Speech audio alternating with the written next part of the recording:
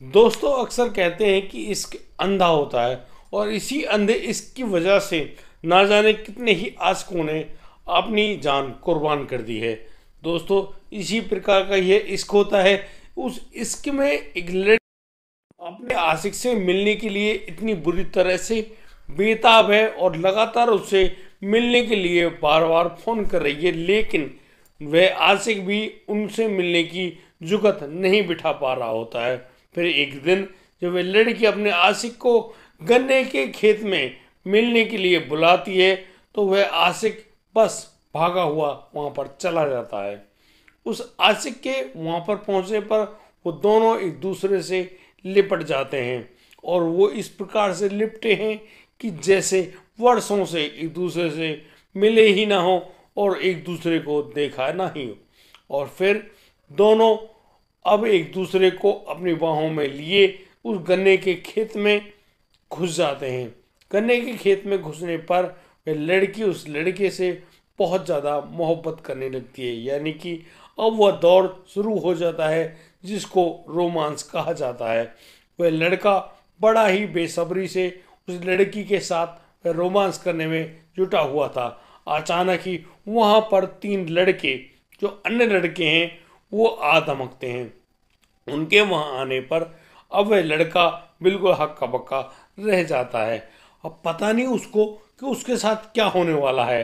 और फिर उस लड़की के साथ होती है इतनी दर्दनाक घटना जिसको जानने के बाद आप लोग भी दंग रह जाएंगे, परेशान हो जाएंगी यह सोचने पर आखिर उस लड़के ने ऐसा इतना बड़ा जुर्म कर दिया और उसको उसके लिए ऐसी सज़ा भुगतनी पड़ी।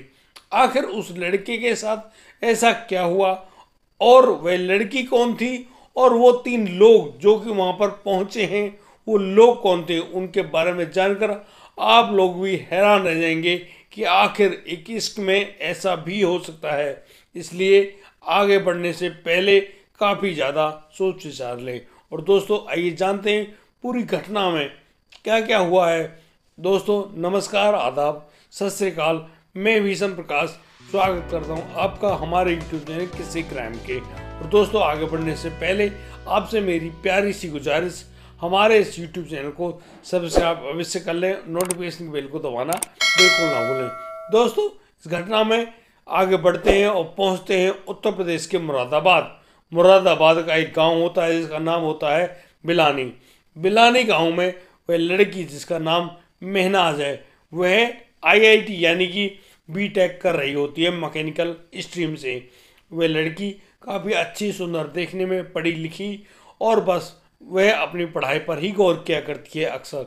अब वह जो लड़की है वह राह चलते एक लड़के जिसका नाम अनीस है उसको अपना दिल दे बैठती है। अनीस भी कहीं ना कहीं उस लड़की महनाज से बात करके इतना ज़्यादा खुश होता है कि उसको लगता है जैसे कि उसको आसमान मिल गया हो।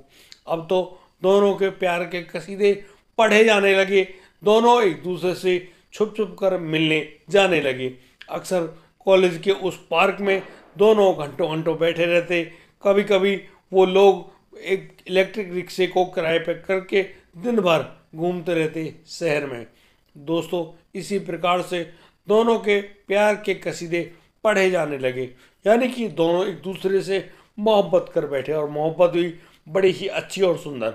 दोस्तों इसी मोहब्बत के बारे में अब महनाज की दोस्तों को जब पता चलता है तो वे महनाज से कहते हैं कि महनाज तुम ये जो कर रही हो ये तुम्हारे तरीके से तो ठीक है, लेकिन क्या तुम्हारे परिवारजन इस बात को मानेंगे। इस बात को सुनकर महनाज कहती है कि जब उसने इसकी ही किया है तो उसे किसी और से डरना ही क्या, यानी कि वह तो अब प्यार कर बैठी है, अब उसको डरना नहीं है। अब तो वह अपने आशिक अनीस के साथ ही अपनी ज़िंदगी गुजारना चाहती है और बस उसी के साथ रहना चाहती है। दोस्तों अनीस जो कि एक बढ़ई का काम किया करता है, यानी कि जो लकड़ी का काम करने वाले, फर्नीचर का काम करने वाली जो दुकानें होती हैं वहाँ पर अपने अब्बू के साथ उनका हाथ बटाया करता है। अनीस ज़्यादा पढ़ा लिखा नहीं है और ना ही वह ज़्यादा समझदार है और ना ही एक हट्टा कट्टा नौजवान है, बस नई उम्र का एक लड़का है। उसी प्रकार से महनाज भी नई उम्र की लड़की, दोनों की आपस ऐसे ही मुलाकातें शुरू हो जाती हैं और अब तो वो एक ऐसी गुप्त जगहों को ढूंढने लगे थे जहां पर वो जाकर बस अपना रोमांस कर सकें, क्योंकि शरीर में उठने वाली बहुत सारी ऐसी तरंगें होती हैं जो किसी भी इंसान को शांत नहीं रहने देती हैं। बस इसी प्रकार से दोनों मिलने की जुगत बिठा रहे होते हैं, लेकिन महराज के इस प्रकार से मिलने की जो खबर है उसके दोस्तों द्वारा उसके भाई सद्दाम के पास पहुंच चुकी होती है, क्योंकि सद्दाम की बहन महनाज का रिश्ता उसके फूफा के लड़के के साथ तय हो चुका था। यानी कि यहाँ पर जो सद्दाम का रिश्ते में भाई भी लगता है और होने वाला जीजा था जिनका नाम मोहम्मद इकबाल था। इकबाल के साथ जब महनाज का रिश्ता तय कर दिया जाता है तो सद्दाम चाहता है कि उसकी बहन महनाज किसी और लड़के से तो बात तक ही ना करे, क्योंकि वह इकबाल की होने जा रही है। और बस इसी नाराज़गी में वो एक दिन उस लड़की महनाज को डांट देता है और कहता है कि महनाज, यदि मैंने ऐसा कुछ भी कहीं भी सुन लिया तो इसका जो अंजाम है बहुत ही बुरा होगा। इस बात को सुनकर महनाज काफ़ी ज़्यादा डर जाती है। अब अनीस के साथ ना तो उसका मिलना होता है, ना ही वो किसी भी रूप में एक दूसरे से मिल पा रहे हैं। बहुत ही ज़्यादा तड़प होती है दोनों तरफ। दोनों बड़े मुश्किल से एक दूसरे को संभालने की कोशिश करते हैं, लेकिन अब तो उनकी फ़ोन पर बातचीत भी बंद हो चुकी है। आखिर अब अनीस अपनी प्रेमिका से कैसे मिले, और यही हाल उसी प्रेमिका के साथ भी हो रहा था, जो कि लगातार प्रयास कर रही थी कि बस उसको तो एक बार उसका आशिक अनीस मिल जाए, फिर वो भाग चलेंगे, कहीं दूर चले जाएंगे, इन लोगों से, इन दुनिया वालों से बहुत दूर चले जाएंगे।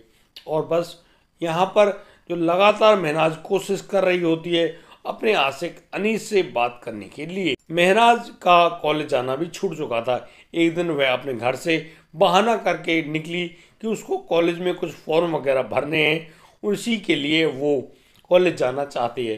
तो घर से जैसे ही परमिशन मिलती है वह पहुंच जाती है अपने आशिक से मिलने के लिए कॉलेज।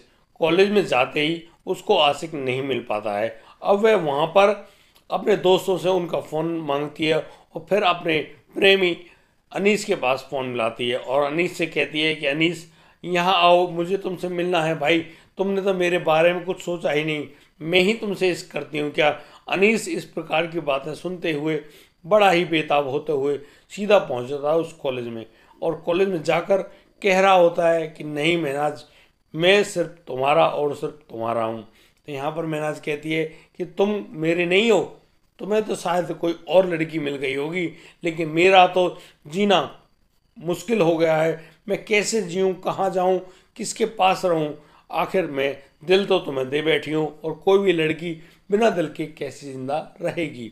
दोस्तों, इसी प्रकार से अब वह महनाज और अनीस अलग अलग होते हैं और अपने अपने घरों की तरफ चले जाते हैं।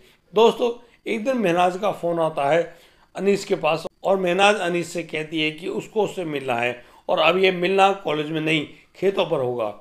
खेतों पर सुनकर अनीस बहुत ज़्यादा खुश होता है, क्योंकि वहाँ पर तो समय सीमा की कोई ठौर ही नहीं है। बस इस बात पर गौर करते हुए अब अनीस जो होता है वह सीधा पहुँच जाता है महनाज द्वारा बताई गई जगह पर। वो खेत होते हैं और उस पूरे जंगल में आसपास कोई भी नहीं दिखाई पड़ रहा होता है। दोस्तों, मैं आपको बता दूं कि महनाज एक गन्ने के खेत के पास इंतज़ार कर रही होती है अनीस का, और अनीस को देखते ही वह भाग खड़ी होती है, और बस दोनों एक दूसरे से लिपट जाते हैं और एक दूसरे से प्यार से एक दूसरे को गले लगाते हुए एक दूसरे को किस वगैरह कर रहे होते हैं। बस थोड़ी ही देर में महनाज अपने आशिक अनीस को लेकर गन्ने के खेत में घुस जाती है। जैसे ही वो दोनों गन्ने के खेत में घुसते हैं, अचानक ही वहाँ 3 लड़के आ धमकते हैं। वो 3 लड़के कोई और नहीं, वो महनाज का बड़ा भाई सद्दाम होता है, सद्दाम का दोस्त सलीम और सद्दाम का होने वाला जीजा मोहम्मद इकबाल होते हैं। उनके हाथों में एक बड़ा सा पत्थर होता है, और जो वह लड़का जिसका नाम अनीस है, जो कि नीचे लेटा हुआ है, उस लड़के के सर में उस पत्थर को दे मारते हैं। ये पत्थर के लगते ही अनीस की आंखें पत्थर आ जाती हैं और अनीस वहीं मौके पर ही दम तोड़ देता है। अब सद्दाम एक बड़ा सा चाकू निकालता है अपने पास से, और उस चाकू के इस्तेमाल करते हुए वह अनीस की धड़ से उसकी गर्दन अलग कर देता है, और तो और अब वह अनीस के सभी कपड़ों को उतार लेता है और अब उन कपड़ों और सर को लेकर एक पॉलीथीन में पैक करके वहाँ से चल देता है। उनके साथ उनकी बहन महनाज भी होती है और अब वो लोग करीब 2 किलोमीटर दूर चलने के बाद उस अनीस के शव को भी एक कूड़ेदान में फेंक कर चले जाते हैं। उसके अनीस के उतारे हुए सभी कपड़ों को पहचान, यानी कि जो घड़ी वगैरह उसने पहन रखी थी, उन सभी को एक कूड़ेदान में डालकर जला भी देते हैं। लेकिन इन तीनों चीज़ों के लिए, यानी कि मारने की जगह, जलाने की जगह और सर को फेंकने की जगह अलग अलग चुनते हैं ताकि उनके बारे में किसी को कोई भी सबूत पता न चल सके। दोस्तों, जब उस गन्ने के खेत में बहुत तेज़ दुर्गंध आती है तो वहाँ पर जब अन्य लोग पहुँचते हैं तो वो देखते हैं कि यहाँ पर तो सर, कटे हुए सर की एक लाश पड़ी हुई है। दोस्तों, जब उस लाश के बारे में छानबीन करने की कोशिश की जाती है तो पुलिस के सामने यह बिल्कुल ब्लाइंड मर्डर के रूप में सामने आती है। पुलिस भी किसी भी रूप से अब उस मर्डर को कैसे सुलझाए, यह उसके लिए बहुत बड़ी मुश्किल बन चुकी थी। लेकिन दोस्तों, कहते हैं कि जुर्म कितना ही बड़ा क्यों ना हो, जुर्म को पकड़ने के लिए कोई ना कोई सबूत तो रह जाता है। दोस्तों, यहाँ पर अनीस के बारे में उसकी लापता होने पर उसकी जो खबर है वह थानों में पहुंच चुकी थी। तो थानों से जब जानकारियां निकाली जा रही थी कि कौन लापता है तो पता चलता है कि अनीस नाम का एक लड़का लापता हुआ है। बस अनीस के परिजनों से उस शव की जब शनाख्त कराई जाती है तो वो लोग इस बात पर हाँ भरते हैं कि हाँ, यह उन्हीं के बेटे का शव है। उनकी भी कुछ खास पहचानें रही होंगी। दोस्तों, अब जैसे अनीस के बारे में पता चलता है कि यह सब अनीस का है तो बस अनीस के फ़ोन की कॉल डिटेल का राज खोला जाता है, यानी कि उनके फ़ोन नंबर की CDR रिपोर्ट निकाली जाती है। CDR रिपोर्ट निकालने पर पता चलता है कि ये जो अनीस नाम का लड़का है यह महनाज नाम की लड़की से घंटों घंटों फ़ोन पर बात किया करता है। अब उसी नंबर के मुताबिक अब महनाज के नंबर पर जाया जाता है। महनाज के नंबर की जब CDR रिपोर्ट निकाली जाती है तो बिल्कुल समझ निकलती है आखिर में महनाज कौन है। और महनाज के घर पर जब पुलिस पहुंचती है तो महनाज बिल्कुल हक्की बक्की रह जाती है। दोस्तों, महनाज इतनी ज़्यादा परेशान और दुखी है, वह पुलिस को बताती है कि उसको तो कुछ पता ही नहीं है। भाई, आप लोग तो बेमतलब मेरे पास आए हैं, लेकिन पुलिस तो बिना सबूत के कोई कार्य करती ही नहीं है। बस पुलिस पूरी CDR रिपोर्ट खोल कर रख देती है महनाज के सामने कि तुम चाहे कितनी बीटेक करने वाली लड़की बनो, लेकिन तुम्हारे खिलाफ हमारे पास पर्याप्त सबूत हैं। दोस्तों, पुलिस अब उस लड़की महनाज को गिरफ्तार कर लेती है और तो और पूछताछ के लिए थाने ले आती है। यहाँ पर महनाज पुलिस के डर से अब सारे सच को उगल देती है, यानी कि वह पुलिस को बताती है कि किस प्रकार से उसके भाई सद्दाम ने अपने दोस्त सलीम और अपने होने वाले जीजा मोहम्मद इकबाल के साथ मिलकर उस अनीस को उस गन्ने के खेत में बुलवाया पहले तो, और उसके बाद उसके सर में पत्थर दे मारा। उसके बाद उसके शव को, यानी कि उसके शव से उस सिर को अलग किया और अलग करने के बाद उसको अलग पॉलिथीन में एक अन्य कूड़ेदान में फेंक दिया जिसको जानवर भी चट कर चुके थे। यानी कि अब तो कहानी कुछ और ही थी। वो कपड़े भी जला दिए गए, यानी कि एक एक करके सारे सबूत मिटा दिए गए। लेकिन दोस्तों, जुर्म कितना ही बड़ा क्यों ना हो, वह अवश्य अपने सबूत पीछे छोड़ ही जाता है। और दोस्तों, जो लोग जैसा करते हैं उनको उनका परिणाम ऐसा ही भुगतना पड़ता है। दोस्तों, इसी प्रकार से पुलिस ने उस ब्लाइंड मर्डर को निपटाया। आपको यह कहानी कैसी लगी? उम्मीद करता हूँ आपको ये कहानी अच्छी लगी होगी। दोस्तों, प्यारा सा लाइक और सुंदर सा कमेंट अवश्य लिख दें इस वीडियो के बारे में। और दोस्तों, मिलता हूँ कल, लाता हूँ एक और नया सनसनीखेज मामला। तब तक के लिए आप बढ़िया रहें, बेहतरीन रहें, अपना और अपने परिवार का बखूबी ख्याल रखते रहें, बुरे कर्मों से बचें। जय हिंद, जय भारत।